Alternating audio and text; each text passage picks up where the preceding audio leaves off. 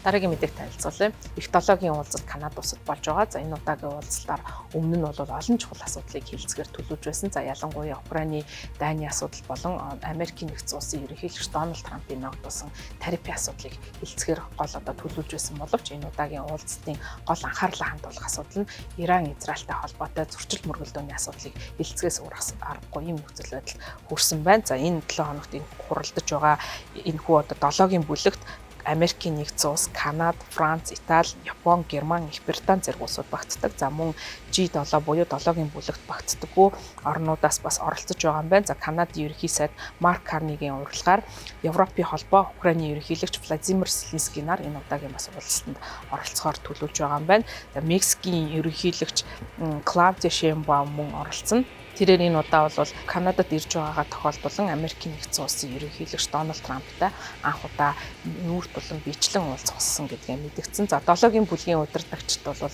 игнийгээ шинэ хүмүүсээр өргөжүүлж байгаа. За тухайлах юм бол Германы канцлер Фридрих Мерц, мөн Их Британий ерөнхий сайд Кейр Стармер, Японы ерөнхий сайд Шигеру Ишиба нар бол шинээр энэ бүлгийн удирдагчдын тоонд нэгдэж байгаа хүмүүс байгаа юм. За мөн Их 7-гийн бүлгийн дээд хэмжээний уулзалтын өмнө бүлгийн удирдагчдын зүгээс Трампыг эсэргүүцэх хандлага аль хэдийнэ ажиглагдаж байгаа. За Францын ерөнхийлөгч Эммануэль Макрон Европын орнуудын эв санааны нэгдлийг харуулах зорилгоор амралтын өдрүүдэд Гренландад айлчилсан. За айлчлалынхаа үеэр Макрон Дональд Трампыг Гренландын газар нутгийг хяналтандаа авах гэсэн санааг дахин шүүмжилж байгаагаа илэрхийлсэн.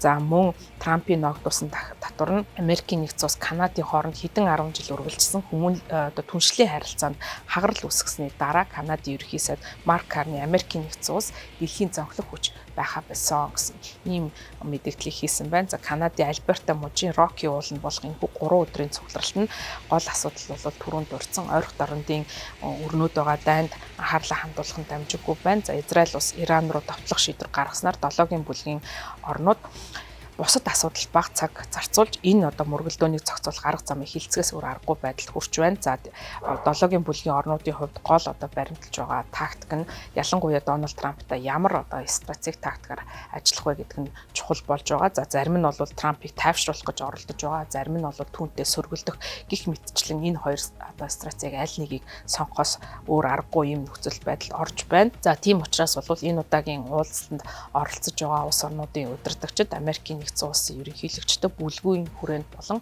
хоёр талын яриа хэлцээ хийхээр төлөвлөж байгаа юм байна. За өмнөх уулзалтуудын нэгэн адил Канада, Япон улсууд нь мөн Их Британь, Франц, Герман, Итали зэрэг улсуудыг оролцсон яриа хэлцээнүүд нь гол төлөв Америкийн нэгдсэн улсад нөлөөлөхөд чиглэлд нь учир нь гэвэл Израиль улсад гол нөлөөлж чадах улс нь бол яахын аргагүй Америкийн нэгдсэн улс байгаа. За Израиль нь мэдээж хэрэг энэ удаагийн тавталгаанд Америкийн нэгдсэн улсын оролцоо байхгүй гэж мэдэгдэж байгаа ч гэсэн Израилийн үйлдэлийг болиулах хүчин чадалтай цорын ганц их гүр нь Америкийн нэгдсэн улс байгаа учраас энэ уулзалтанд оролцож байгаа удирдагчид энэ Америкийн талыг өөрийн талд эргүүлэх ийм бодлогыг баримталж байна. 7-гийн бүлэг бол дэлхийн чөлөөт ертөнц гэж нэрлэгддэг орнуудын удирдах хороо гэж яригддаг байгууллага байгаа. За энэ бол сүүлийн өдрүүдэд эдийн засгийн холбоотой асуудал дээр ихээхэн анхааруулж ажиллаж байна. За мөн энэ удаагийн уулзалт нь бол Европын орнуудын хооронд жуулчлж хийх боломжтой нэг удирдагч байгаа. За энэ бол Италийн ерөнхий сайд Жоржа Мелони бол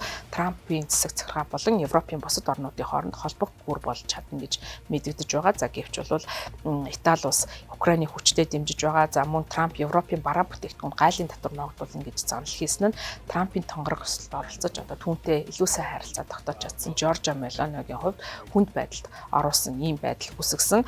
За гисэн хэдий ч бол Их 7-гийн буюу 7-гийн бүлгийн удирдагч Трамптай болон олон нийттэй холбоотой тухайн олон нийтийн санаад зовоож байгаа асуудлуудаар мэтгэлцээ хэлэлцүүлгийг хөрвүүлэхээр төлөвлөж байгаа юм байна. За тэдний хувьд хамгийн гол зорилгоор энэ уулзалтанд бол Америкийн нэгдсэн улсын ерөнхийлөгчийн ертөнц дэлхийг үзэж байгаа үзэлт нь ямар нэгэн байдлаар нөлөөлөхийг хүсэж байгаамаа.